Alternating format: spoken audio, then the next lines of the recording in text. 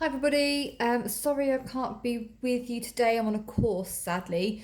I was gutted actually. I'm not with you today because I wanted to go through some of the coursework stuff with you, and it's quite hard to do through a cover teacher. So what I decided to do was do a little video, put it on YouTube. So you're obviously watching it now, and kind of talk you through what you need to do step by step. What would be best for you to do is, as and when I say stop and do this bit, pause the video, do the little section, and then resume the video once you finish that section. You should be able to get to the point today where you have finished everything you can on the human part of the study, which is the one we did at East Wittering on the really, really rainy day trip. So you should have your packs with you. Miss Marshall's going to give them to you when you get into the classroom. I believe everybody's is there. If for any reason there isn't one, I'll email Miss Marshall a blank copy. If you've lost it, then you've lost it. But you should all have your copies there in the pile. Also, alongside that, Miss Marshall will be giving you an A3 picture of the transect, which looks like this, which is the one you had in colour on the day of the trip. That one. You'll be getting a bigger version of that of your own for you to do some work on now. So if you can flick to, first of all, the bit where the human stuff starts, it should look like this, human fieldwork inquiry. And just to remind you, this is what we were attempting to find out on the trip. How important is tourism to the economy of East Wittering? As you can see, what I'm doing is I will be kind of answering the sections for you and giving you some of the answers.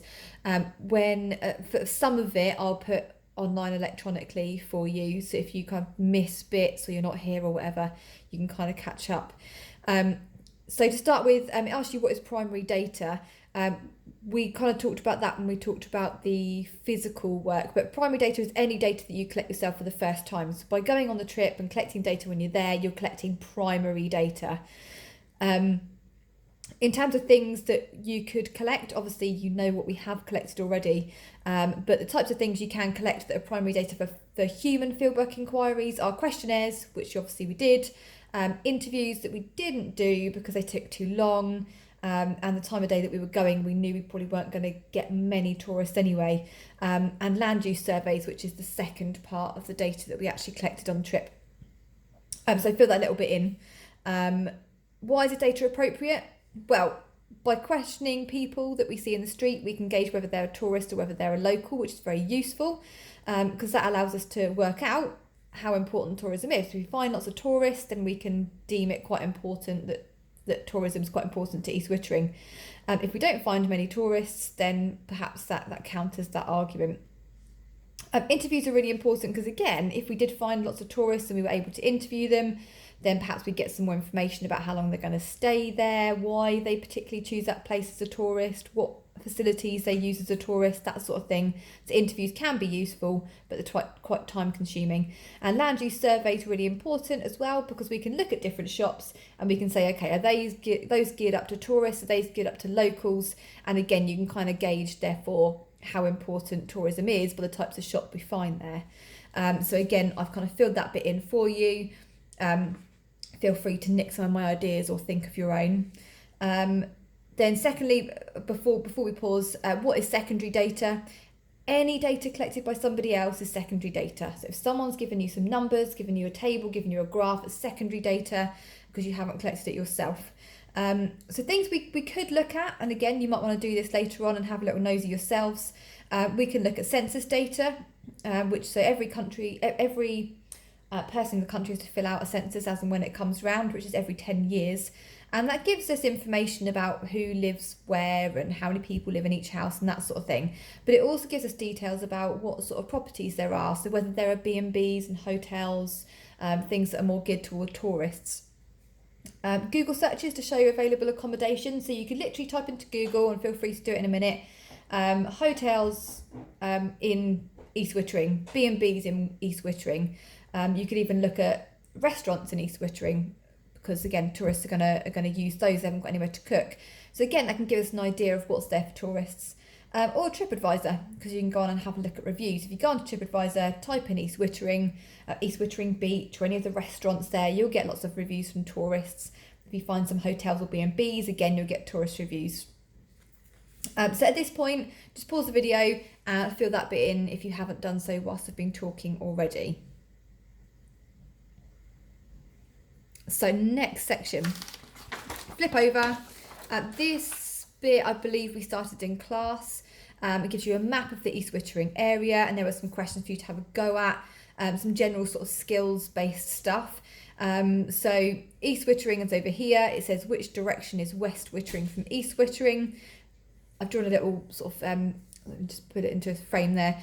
I've done a little compass point there, not just giving you north, south, east, west, but the points in between. So northeast, southeast, southwest and northwest.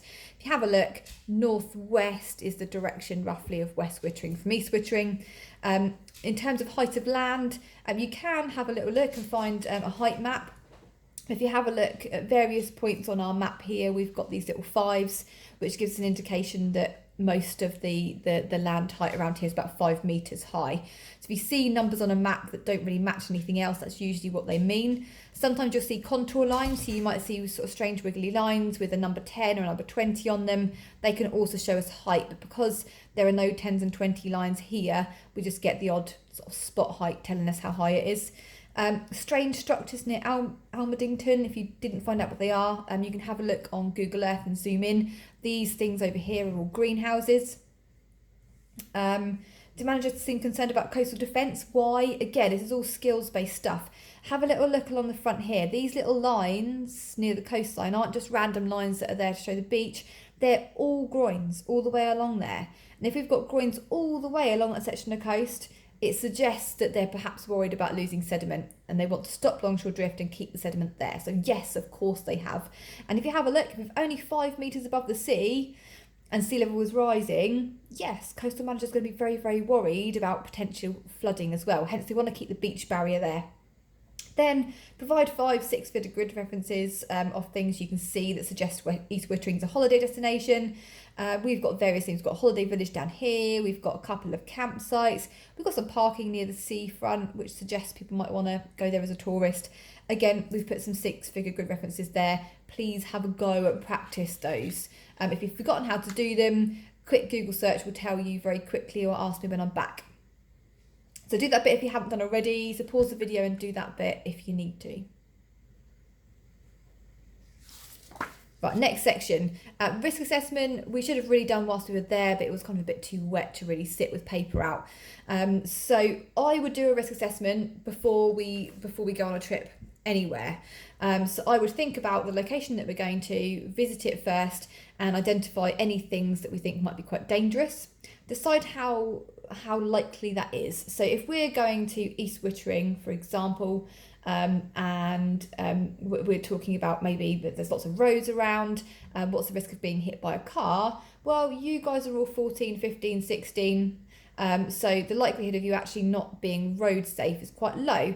So I'd probably put that at a risk of a 2 or a 3, sort of being hit by a car, because it's not very, very likely, and but you know, it could potentially do quite a lot of damage to you, so you've got to think about that as well. Then I think about precautions, about reducing the risk. So what would I do to minimise that risk? Again, have a stop now, have a think about some things that you could identify, think about how risky it is, and then what you could do to minimise it. I won't, I'll take this away in a second. Have a go now before I take the answers away. I've got a couple of examples for you afterwards, so just fill out that risk assessment now. So potential things you could do, bad weather, obviously it was very bad weather.